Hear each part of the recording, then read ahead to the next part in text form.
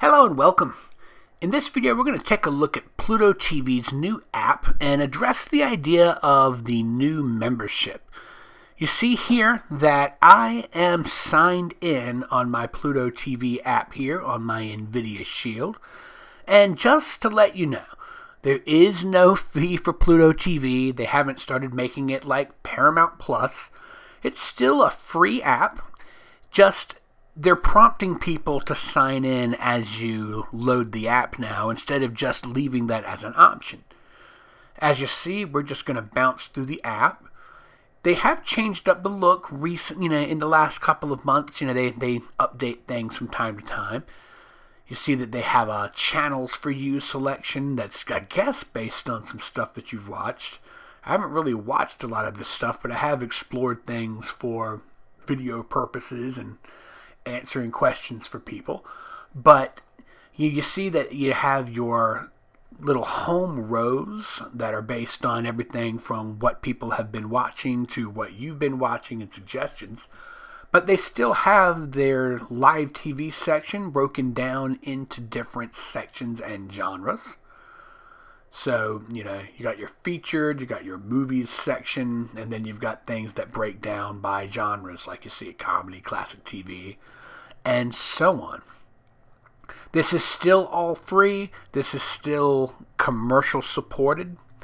And basically, signing in, what that allows you to do is things like make favorites. It allows it to figure out the things that you want the most, that you like the most, so that it can make good suggestions up top if you use it a lot. And it also allows you to go in and set things like pin numbers and things like that, so you can, pop into something like a kids section. And we'll show you a little about that as we go on. Otherwise, its on-demand section is still its on-demand section. It's still broken down by all of these different categories. I think it's about 17 or 18. Pluto TV has always been a good wide range. Action, adventure, sci-fi, and so on and so forth. It even has a home section, for things like your home repair, the kind of stuff you would find on the Discovery Channel or something like that. House flipping shows, DIY stuff. In general, Pluto TV has always been a very, very well-received app. I've just seen some chatter online because Pluto TV recently did change up their logo. It's now a big yellow icon. Kind of harkens back to the icon that they used originally. It still has a search, but kind of like Roku, it has a whole bunch of prefab search possibilities. But you can still search for specific things. Like, it has a Riff Tracks channel, so there's Riff Tracks content. So we're just going to look for like Riff Tracks, see what it gives us back. There's a search and boom, see? There's what's on now on Riff Tracks, on-demand choices. Otherwise, you got to find it by, going into movies or comedy, and it's one of the many rows. I think we can do that for you. We'll go into this. Under comedy, and yep, there's Mystery Science Theater 3000 and Riff Tracks. And there's their whole on-demand menu. Cool thing about Pluto is most of the things that are on demand also have, as you saw, like a technically live linear channel. And then that's just content that they've kind of pieced together. And see, this is where you see a difference between one and the other. We're going to sign out.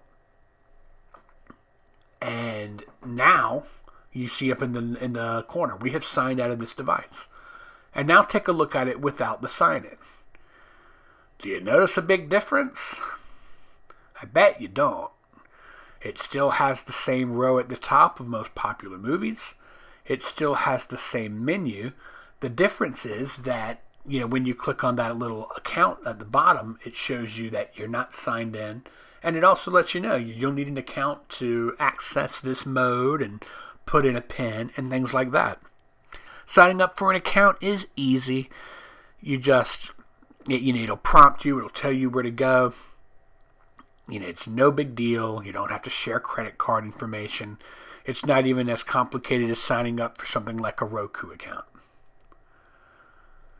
But, so rest assured, Pluto TV is still a fun, free, diverse streaming alternative for those who just want to relax, kick back, and either watch TV the old-fashioned way or, again, take advantage of a very robust on-demand menu. I hope you found this helpful. I hope it eases your concerns. I know we live in a world where a lot of things changing, things like Amazon putting ads on by default and, Netflix with all of their different tiers, but Pluto TV is still Pluto TV. Paramount Plus is still Paramount Plus, and, they're not mixing and matching just yet, and hopefully they don't. I think that the industry in general understands the appeal of these free services. The industry term for it is FASTs, if you ever see that, F-A-S-T or F-A-S-T as it stands for free ad-supported streaming services.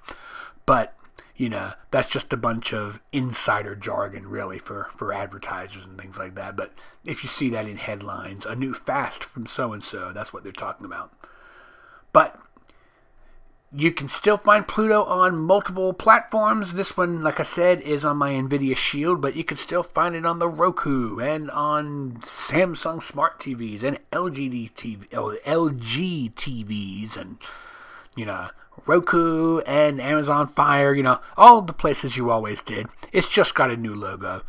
You'll find that they've kind of gone away from the more rainbow-centric logo, and they're just going with a great big yellow planet Pluto looking thing. Sorry, planetoid Pluto. That's silly me. Either which way, I hope you enjoyed this and that you will subscribe to our channel for more updates on things. As always, I'm Ryan Downey, the streaming advisor. Stream on, my friends.